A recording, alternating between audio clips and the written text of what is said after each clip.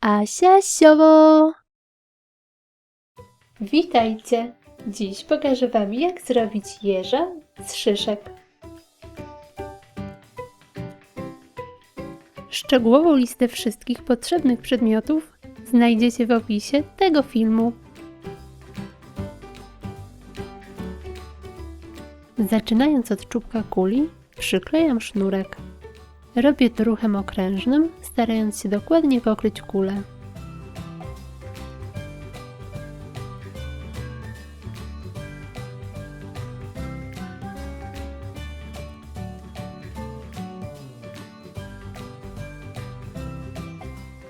Tak owijam około połowy kuli. To samo robię z drugą kulą. Jeden koniec wykałaczki wbijam w jedną kulę, a drugi w drugą.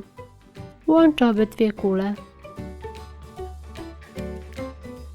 Następnie do styropianu, gdzie nie ma sznurka, przyklejam szyszki. Staram się przyklejać je jak najbliżej siebie. Tak pokrywam cały styropian.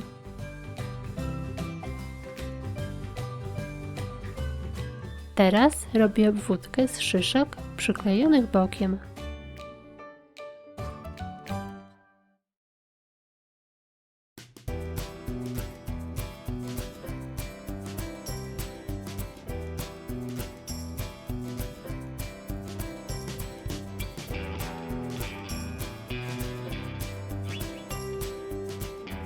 Od spodu mocuję 3 podłużne szyszki .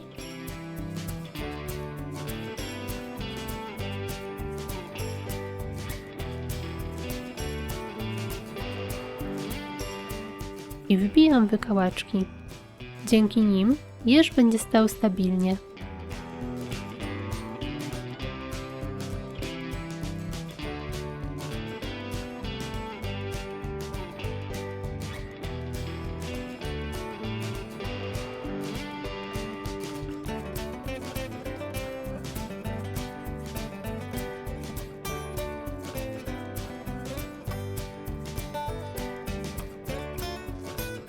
Z papieru wycinam usta, nos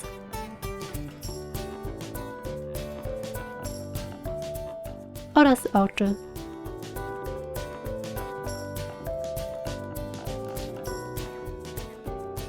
Przyklejam je w odpowiednich miejscach.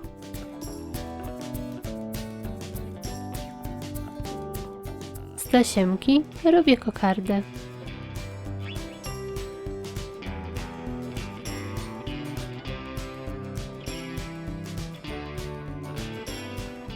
Mocuję ją do jeża.